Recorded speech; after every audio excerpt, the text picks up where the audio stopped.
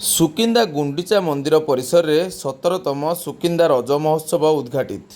ଶୁକ୍ରବାର ସନ୍ଧ୍ୟା 7 ଘଟିକା ସମୟରେ ସୁକିନ୍ଦା ଗୁଣ୍ଡିଚା ମା ମନ୍ଦିର ପରିସରରେ 17ତମ ସୁକିନ୍ଦା ରଜ ମହୋତ୍ସବକୁ ସୁକିନ୍ଦାଗଡ଼ର ରାଜା ସାହେବ ଭୂଦେବ ଭୂପତି ହରିଚନ୍ଦନ ମହାପାତ୍ରଙ୍କ ଦ୍ୱାରା ଉଦ୍ଘାଟିତ କରାଯାଇଥିବା ଦେଖିବାକୁ ମିଳିଛି। ସୁକିନ୍ଦା ରାମଲୀଳା ଯୁବକ ସଂଘ ପକ୍ଷରୁ ସୁକିନ୍ଦା ଗୁଣ୍ଡିଚା ମନ୍ଦିର ପରିସରରେ ଆୟୋଜିତ ଏହି ନିଆରା କାର୍ଯ୍ୟକ୍ରମର ପ୍ରଥମ ସନ୍ଧ୍ୟାରେ ଢେଙ୍କାନାଳ ଜିଲ୍ଲା ଭୁବନ ଓ ସୁକିନ୍ଦା ଅଞ୍ଚଳର କଳାକାରଙ୍କ ଦ୍ୱାରା ବିଭିନ୍ନ ପାରମ୍ପରିକ ନୃତ୍ୟ ପରିବେଷଣ କରାଯାଇଥିଲା।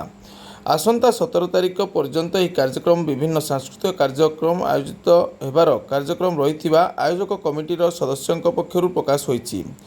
ଉଦ୍ଘାଟନୀ କାର୍ଯ୍ୟକ୍ରମରେ ସମ୍ମାନିତ ଅତିଥି ଭାବେ ସ୍ଥାନୀୟ ସରପଞ୍ଚ ସ୍ୱାଧୀନ ଦାସ, ବ୍ଲକ କଳାକାର ସଂସ୍କୃତି ସଂଘର ଉପସଭାପତି ମନୋରଞ୍ଜନ ଦାସ, ଆୟୋଜକ କମିଟିର ସଭାପତି ଜଗବନ୍ଧୁ ବେଜ, ସମ୍ପାଦକ ସତ୍ୟବ୍ରତ ବାରିକ, ପିନାକୀ ପଟ୍ଟନାୟକ, ମୃତ୍ୟୁଞ୍ଜୟ ପରିଚ୍ଛା, ରାଜକିଶୋର ଆଚାରୀ ପ୍ରମୁଖ ଯୋଗ ଦେଇଥିଲେ।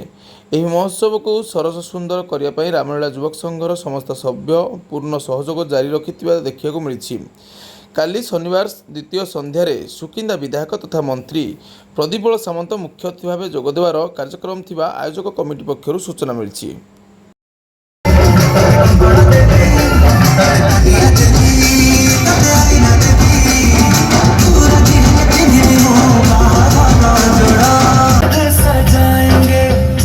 आज पग पग पलक बिछाएंगे,